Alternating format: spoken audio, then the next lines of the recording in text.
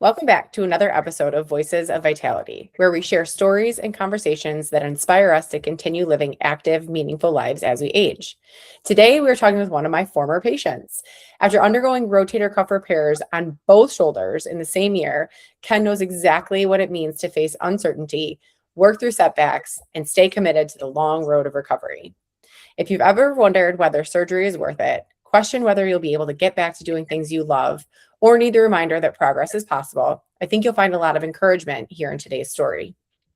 Ken, thank you so much for being here and being willing to share your story with us.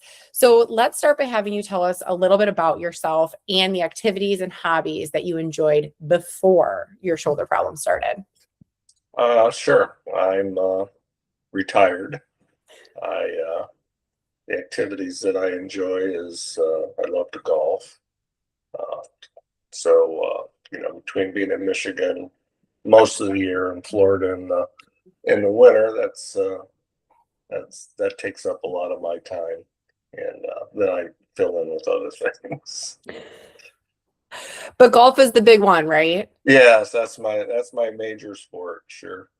Okay, so tell us a little bit about how you got to the point where you realized something was not right with your shoulders.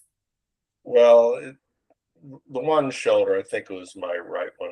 It's been so long ago. I was in my 40s. I bought a Bowflex and I overdid it, and I could tell that I injured my one shoulder. I think it was my right one, and you could just feel it, and it didn't cause me to, any real issues in how I function. But where I really injured was on a golf course of all places, where I made an awkward step on a curve, turned, and I knew I was going down. I lunged forward and I hit directly on my left shoulder, and then I put my arm out and then it hit the right shoulder, and I knew immediately that I damaged both shoulders. I mean, I said like alligator arms, I was like this. I don't even know how I drove the car home. I probably was not safe. I was using one arm to do it, but I got home. But I So knew you had immediately. instantaneous pain. Oh yeah, immediate. Yeah. It was immediate. I mean, it wasn't like it was like painful, but there was no motion. I mean, I was just totally restricted, and the ability to use my whole body was in shock. So aside from the pain that you were experiencing, what other things? Well, I guess going backwards, did you call the doctor immediately? Did you go into any kind of urgent care? Like, how did you then go about getting your shoulders checked about the injury? I felt that, if I just relaxed and not overdid it, the shoulders would come back. And some range of motion did come back, but I mean, we'd go out to dinner and I'd want to, have a glass of wine. I couldn't have it in a long stem glass because I couldn't get it up to my mouth. That's So tragic. I had to pour Absolute tragic. put it in a little tumbler and use both hands. It was pretty pathetic. Listen, where there's a will, there's a way, for Yes, sure. there is. If I had to use And a those are the straw, important that'd be things the in life. limit. Yeah. I don't know. I mean, if it was chilled and there was ice, you put the wine over ice. I don't know, maybe. So how long did you wait? How long did you deal with things before you sought help? Immediate. I mean, we were in Florida and I wanted to be back in Michigan, and we were planning on being back anyway within like 2 weeks. And so when we flew back, I made an appointment to see my primary physician. And I said, "Hey, I need to get an MRI here. Both of these shoulders are Yeah. gone." So then did you go have the MRI right away, or did you have to wait Yes, some time? Okay. well, they're hard to get into, and you have to have a doctor to sign off on it. So I had the MRI, and I read the report. It's pretty scary. I think my left one, I don't think I could have blown it up any worse, and the right one Yeah. wasn't much better. I do remember reading them, and it was generally, I'm very much like, don't worry about what the report says. They use really scary words, but it's not as scary as it seems. I remember reading yours and I was like, It's bad. it's about as scary as it seems. Yeah. Tracks. So after your MRI, what were the next steps? Did you have to go back to your PCP, or did your PCP recommend therapy right away? Or was he like, listen, go see an orthopedic surgeon because this is a mess? I knew I needed an orthopedic surgeon. I didn't need Hmm. a primary physician to tell me that. And I knew some people personally, and to get some referrals. One was an Great. orthopedic surgeon themselves, and they referred me to this one individual, and I made an appointment, and so that's how that started. And he was able to get me into surgery, and I'm glad I did. Yeah. Was there ever a point where you thought maybe not surgery? Was there ever a point where you thought like I could just keep going and I could maybe try like physical therapy, or were you like surgery or bust? I tried a little physical therapy, but it wasn't going to happen. I didn't have any strength. I didn't have any strength in those shoulders. I mean, as far as lifting things or reaching, or like, if you wanted to put something in a cupboard, I mean, I'd have to use two hands to do it. I mean, Yeah. there was just no strength there. And the thing was, is if you put it off too long, I asked a few questions, it'll become inoperable. And I go, Yeah, I did absolutely. not want that. So I said, Yeah. let's get this done. The longer you wait, too, the weaker you get, the worse your range of motion is, the worse off you are post-surgery as well, Yeah, for sure. sure. So did you know right away that you had to have both shoulders repaired? Because if I recall, one was worse than the other. Yeah, So based off the MRI, was the plan all along, like both shoulders are going to need to get repaired? there's no doubt in my mind I was repairing both shoulders. I Okay. mean, both of them had tendons, or whatever you want to call it, severed, and Hmm. retractions that had to be reattached. The left shoulder just happened to be worse, Yeah. much worse.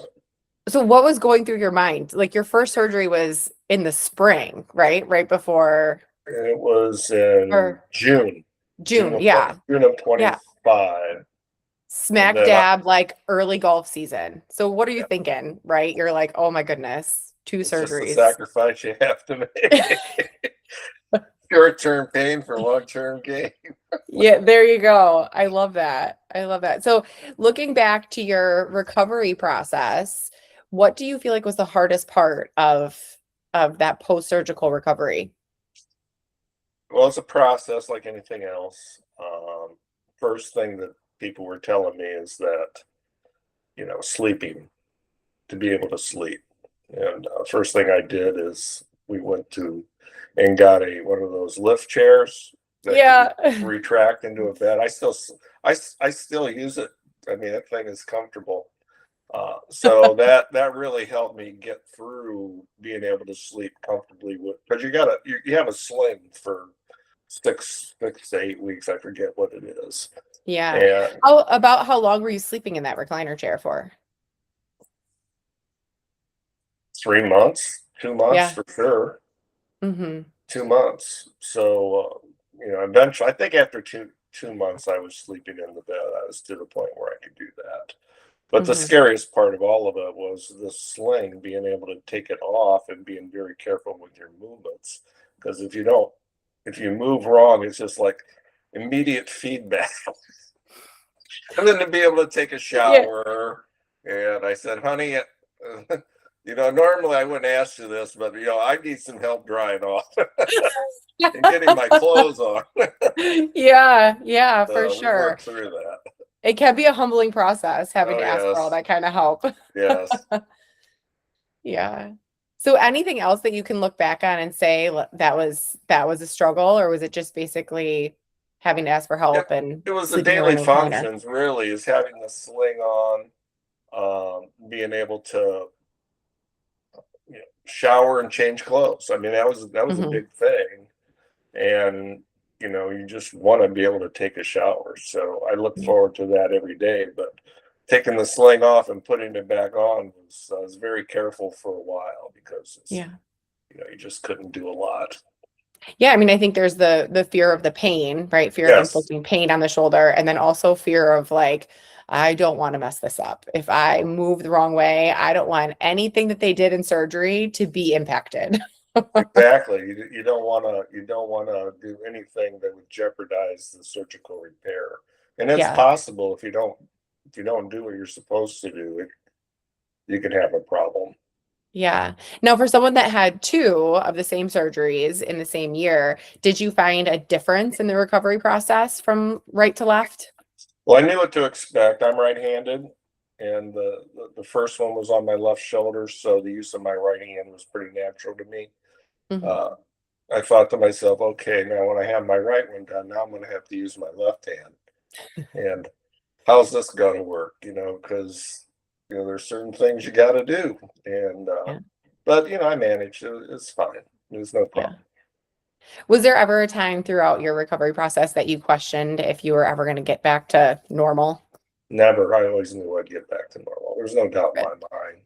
I know other people who've gone through the surgeries, and the one thing that they've always said is, whatever you do the rehabilitation program. Do not skimp on that. You make sure you do that, and you'll be fine.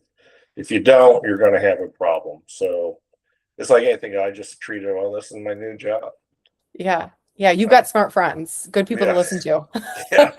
This is my new They job. steered you in the right direction. Yeah, and some of it wasn't much fun. I mean, to be honest with you, but I mean, I feel like I'm pretty entertaining though. I think I can make the unfun fun, right? I don't yes, I know. remember when you were doing it, I was saying, like, you're breaking my arm. No, I'm not. And Nothing is gonna break. You already did the breaking. It's gonna be fine from here on out. So speaking of the rehab process, what is it that surprised you most about going through the process of getting back to full strength, full range of motion? a lot of it was the uncertainty. You know, you know, you have a damaged arm. It's surgically repaired. You don't want to mess it up, and it's just do what you're supposed to do exactly the way you're supposed to do it. Mhm. Don't overdo it. And on my second surgery, I think I went from memory. Don't ever go from memory. The exercises were, and I was doing this one motion that probably wasn't a real good idea. Always follow your bed bridge. Always. Yes, This is yes, my PSA. Follow your bed yes, bridge. yes. Oh, that's funny. So we touched a little bit earlier on having to get some help for getting dressed and taking a shower. But I want to dive a little bit more into the amount of support that you needed from family, friends, or whoever through the recovery. How did you, or what did you need support for? Um, and how much did that impact your recovery? Cutting up my food, drying Did that off surprise after a you? Did it shower. surprise you that you weren't Well, going to I be cut up your well, I food? knew I would. Normally I feel like a little 2-year-old. I go, Mom, can you cut my food up? Even when we went to restaurants, I go, hey, I'm going to have this cut into pieces. So, people understood. And I said, I got to have some comfortable clothes. So I bought some really good stretchy pants that I could pull up easily. And I have a collection of Hawaiian shirts that were easy to put on and take off. So be comfortable. Yeah, I remember the day of the real pants and the real golf shirt was like such a victory day for you. Oh, You it came was to the door awesome. so proud, like, I did it. It was awesome. I asked, who was I? I asked the surgeon. I said, before the surgery, I go, can I play golf? I mean, will I do any further damage? And he looked at it and goes, it's already been done. Go ahead and play. Can't get any worse. Can't get any worse. Exactly. Oh, that's hilarious. Um, can you talk about some of the small victories that you had along the way? I mean, we talked a little bit about being able to finally wear real pants and a golf shirt, but anything else that you were like, oh, yes, like, here we go. We're going to keep moving. Well, to take the sling off and put it back on by myself. I Hmm. mean, in the beginning, I needed help to put that sling on. I mean, it's kind of a little bit of a confusing thing. And after a while, you figure out where you can do it by yourself. But I'd have to have my wife help me. Just getting dressed. Shower, drying off. Putting on your underwear, putting pants on, and getting your surgical arm, in a sleeve. So that was a process. So, as time went on and we were doing physical therapy, it moved a lot faster than I thought it would. Hmm. Uh, I was able to try things and start doing them by myself. And, I can't tell what the timeline was, but it moved along, Yeah. so. I remember that transition too from the recliner to the bed Yeah. was kind of monumental as well, right? Well, And getting a good night's sleep. yeah, well, it says, well, can you sleep in a bed? I said, I'm not sure I want to because I'm pretty comfortable in this chair. But I eventually did. It was a victory. Yeah. Yeah, for sure. For sure. So we touched a little bit just now started talking about your physical therapy. So when you look back at both shoulder repairs, what role did your physical therapy play in the recovery process? Well, it's huge. It really is. You can't, it's nothing you can look at a YouTube video and say, well, I'll do this. I mean, that won't work. I mean, you have to have a professional. Yeah, you do. And you got to follow the program and you got to do the work. I was pretty diligent about it. I said, I'm not, I got to do so many sets, so many times a day and do this, that, and the other thing. And I would do it. And I'm glad I did. So I think it all helped me because you got to restore strength in that shoulder. Mhm. And these exercises are proven to do that. So you just have to do what you need to do. Yeah, I mean, you really did follow the program to an absolute T, which I Yes. think was so important in your recovery because you did not have a whole lot of setbacks. Like you had a pretty upward trajectory of recovery. And I do believe it's because if I told you to use the yellow band, you use the yellow band. And if I told you to use the red, then you went to the red. You didn't go to the green too fast. You didn't slip back to you stayed really according to plan. And I think that was huge in your recovery process. If it says do 10 reps, doing 30 isn't better. No, it's not. It's not. So It's I'm not doing because then 10.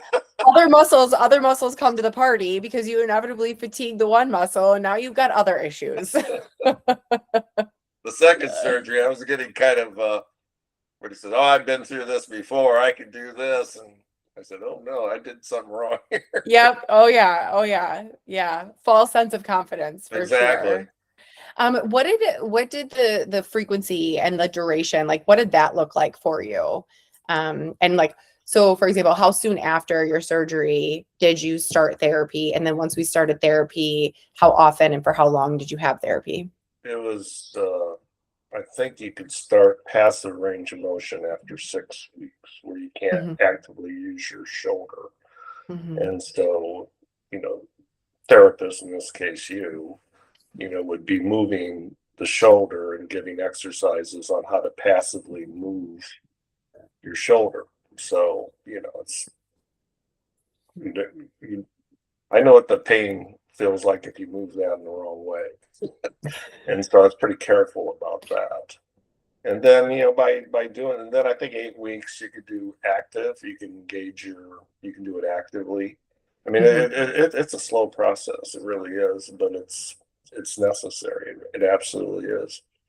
I did it twice, like you said. For sure. For sure. So what advice would you give to somebody who's just been told that they have to have a rotator cuff repair? I have it done because it isn't going to get any better, Yeah. particularly if it's limiting your ability to live life the way you want to live it.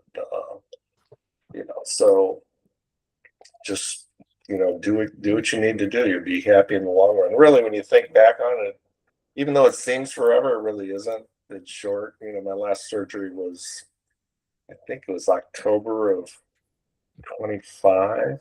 So I'll be. Hmm. It's my left shoulder. I had no. Which one did I have? This one I had done first. Yeah. And it's been a year now. Yeah. And it's pretty strong. Yeah. It's pretty strong shoulder. This one was done in October, so it hasn't been a year, but I can tell that this shoulder is not as strong as the other shoulder is. So Yeah. I think I need to take my own advice and do some more physical therapy to get the strength Keep back up in. with your And exercises. and that is Get not a those stop. hands out again. Yeah. Well, I So think it's also worth mentioning too that after your first surgery that you had in June, you still got a few rounds of golf in that I fall, did. correct? Mhm. Yeah. Well, you really shouldn't be doing anything for at least. Yeah, I'm one of these guys that said, I could go out there and do this, that, and the other thing. But it's a good 3 months before you should even attempt to Right. swing a golf club. And I'd say 4 months are probably pretty good. Yeah. But so you just have to be careful about it. Take it easy. The surgeon said, yeah, you can swing a club, but just don't do anything stupid. Right. Like you're not in the Masters right now. Just Exactly. go ahead. Like, Just well, I ease think, into it. yeah, I think we started with me saying, okay, go ahead. You can go to the putting Right. green and you can practice putting. And then you can practice some of the like smaller range of motion swings. And then back to full speed Yeah. eventually, for Yeah. sure. It's full speed now, so there's no restrictions at all. That's great. That's great. So, if someone's going through the recovery process like you went through, what advice would you give them if they're feeling frustrated or discouraged? They're feeling some of those setbacks in the moment. What would you say to them to help them keep going? Well, trust the process. It isn't going to be overnight. Um, do what you're supposed to do. It's like I said before, it's a job. You have a new job. Your job is to rehabilitate yourself, and this is what you need to do to rehabilitate yourself. So do it, and things will snap into place, and they did. I was very pleased with where I'm at right now, and if I hadn't taken the surgery, it would have been. I would not be happy. Right. I There would you not be go. a happy person. And how's your golf game now? Like where are we at with the game? Did we improve your It's swing? Like are things better? it's back to where it was. Good. Yeah, In only a year, right? it's back to where it was. Yeah, I can take full swings. My game is back to it's pretty good. That's great. And any Before it soreness was or pretty any bad. issues? Oh no. Golf is hard. Golf is not for the impatience, I feel No, like. I just, yeah, I couldn't do it. it's muscle memory, and my muscles forgot their memory. they, they go, oh, this is what I'm supposed to do. Okay, now, all right, that's how it's supposed to work. Okay, I get it now. Oh, I love that. So after your surgery, other than golf, what are some of the other activities that, you feel like you are grateful that you can continue to do because You of your know, surgeries? well, gardening, going out and weeding, bending over, stuff like that, and just driving a car. That was an adventure Yeah. with a sling on. I asked the doctor. I said, "Hey, can I drive?" He goes, "When you feel it's safe." I Yeah, said, there's no 10 and 2. There's yeah, no 10 and 2 with a sling. try to get into a car with a sling. Oh It's not yeah. that easy. No, and then the seatbelt, like where does the seatbelt go? You You got to know? put the seatbelt on, and like, when you have to have people, it says, "Hey, I need some help getting my seatbelt on." Because if you do this, it puts stress on the shoulder. So you have Yeah, to, you got to figure out how to do it. got to get creative Yeah, you do. Well, for it's a good sure. thing for power seats. So you just lay that seat back as far as you can, and you literally get into the car in a reclining position, and then use some power seat to put you back. Oh, I It's love like a that. comedy show. Yeah, oh, for sure. I mean, if you were a fly on the wall, right? It'd probably be hilarious. Yes. So do you feel like this experience has changed the way that you think about health, aging, or even asking for help? Well, if you need help, you need help. And I think for me personally, I have aunts that have lived into their 90s, and I have some right now, but they all say the same thing, and is that move it or lose it. You have to stay active. And I have a friend of mine. He's about 4 years older than I am, but we have a Pilates person who does Pilates, I don't want to do Pilates. He goes, oh, you should do Pilates. So I started, what was it? A year ago, I started doing it. And I never was the most flexible guy, but I'm telling you, I can move so much better now than I could before. And it does help your shoulders too, because Hmm. it does strengthen your shoulders. And Absolutely. I remember the first time the instructor says, "Okay, now bend over and touch your toes." Started laughing. I go, "You got to be kidding!" And she comes up and she starts pressing on my back. You have to bend forward. I said, "I am bending forward." And she goes, Oh, "Oh God. my!" She goes, "Oh my!" You're in the right place. You need to be here. But I've made a lot of progress. Trust me. Oh, good. I love that. Is it like a group Pilates class that you're in? Yeah, there's all of us are old guys, so we Oh my, it's a whole group of but you men. of old guys. Yeah, there's Oh about my, that's four of us. I hilarious. think five at some time. Now we have friends. You talk to them, and then they start joining, and they're glad they did because I can. I mean, I could even bend over and get a golf ball out of a hole. That's how bad Oh it my God. was. And so now I just Yeah, bend over, pull a ball out of the hole, no problem. But that's so, flexibility is so huge. great. Yeah. Yeah. Oh, and it's such a healthy way to build community, right? I mean, some men are at McDonald's every morning sipping their coffee. Here you guys are in Pilates, getting more flexible and strengthening your core. I love it. Yeah, exactly. I love it. Now, what would you say to somebody who believes that getting older just means that they should simply accept their pain and their limitations? No, there's things you can do.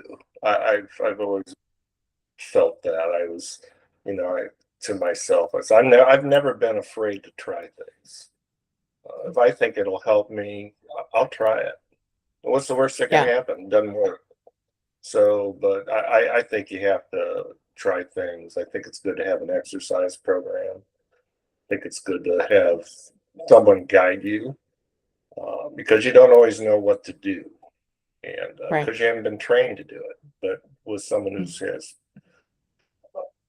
has the proper training, can guide you through the process, I think it'll speed things along a lot. But just have a stay active, have a program. I'm going to continue Pilates. I know the benefits that it has, and I'll continue to golf and do things like that. Just stay active. I love that. Absolutely love that. So tell me, what are you looking forward to during your next season of life or this up and coming season of life? Well, to be able to uh, engage in activities that I like, we'd like to travel. We haven't been able to do that as much. It's not because of my shoulders. There's some other factors, but just I always believe in being curious. I like being curious and trying new things and doing things differently, or when it comes to eating or supplements or those kind of things. I've just been a big believer in that, and you don't have to be old. You know, No, you you don't. you You don't. you In fact, you do the sooner you not start have to to take be care of old. yourself, Yeah, no, there's huh? the sooner you start taking care of yourself, the better off you are in the long term. No, you just have to make a decision. I'm not gonna. I watch people and they have all these physical issues, and I think to myself, without judging or anything like that, but I can't help it. It doesn't have to be like that. It does not have to be like that. Yeah, you're absolutely right. And I think it's easy to kind of slip into a funk. I mean, we see it all the time in our practice. People slipping into funks of, well, I'm just getting older. This is just something I have to accept. And so it's such a gift to be able to see people like you that are still out there, that are still living their lives and still learning new things and trying new things and continuing to do the things that they love. It's really Yeah. inspiring. Well, quick story. After my first surgery, I had my blood test. I went in for my physical, and the doctor's looking going through. Oh, they look pretty good. He goes, your cholesterol's a little high. I go, does the fact that I was sitting in a chair for like 8 weeks doing nothing have anything to do with that? He goes, yep. And then when I had my second surgery, I decided I still have two legs. I can walk. Yeah. So we have a flight of stairs, and I'm walking up and down those stairs, 8 times or 10 times to just get the blood flowing and stuff, because you Hmm. just can't just sit. You gotta move. So I You do. started doing that, and I'm glad I did. Oh, I I love that. still try to walk up and down the stairs. Yeah, it's such a great functional activity, right? Walking, going up and down stairs, those things still build strength, right? Yeah. Um, and so when you have no or limited, I guess I should say, use of your arms, walking is a great alternative. Hmm. I agree. All right. Now, if you could leave our listeners with one message of encouragement for getting older, what would it be? Well, again, stay active. You can do it. You know, keep your curiosity and do something every day to uh, improve your physical condition, your stamina, your flexibility. I mean, flexibility is huge. I mean, like till I started Pilates. I mean, I was not all that flexible, but it's improved so much. I'm just kind of like awestruck. I go, oh my gosh, this is incredible. I can bend over without any pain. I can do all this stuff. I can pick things off the floor without having to get on my knees to do it. I can just bend over and get it. So, Mhm. there's some things you can do. So just don't give up. Just hang in there. I love that. And, just to speak to your point about flexibility, it is one of the pillars of fitness that oftentimes goes overlooked because it's just not, I don't know, people just take it for granted about how impactful working on your flexibility can be. I mean, if we have tight muscles, we're going to throw off the way we walk, we're going to throw off the way we stand. It's going to lead to joint pain. And it's really one of the types of fitness that doesn't take a lot of like huffing and puffing effort, right? Like you can stretch your muscles while you're sitting watching TV or sitting scrolling on your iPad, right? And you can do it anywhere. Mhm. So I love that nod towards flexibility because it definitely is that the one pillar that oftentimes goes unnoticed as we develop and work through an exercise program. It's the easiest one to be like, I don't have to stretch today. I'll do it tomorrow. Do it every day or Every day. attempt Every to. day. Yeah, absolutely. Well, Ken, thank you so much for sharing your story with us today. And I think one of the biggest takeaways from this conversation is that recovery isn't always easy and it really happens overnight. But if done correctly, it can really have a huge impact and really help you return to your prior level of function. So if you're listening and you're facing surgery or recovering from an injury or wondering whether or not you'll get back to the things you love, let this be a reminder that progress is possible. Keep taking the next step and celebrating the small wins, but don't be afraid to ask for help along the way. So thank you so much for joining us for another episode of Voices for Vitality. And until next time, keep choosing the habits that help you live your best life because living your best life never gets old. Thank you.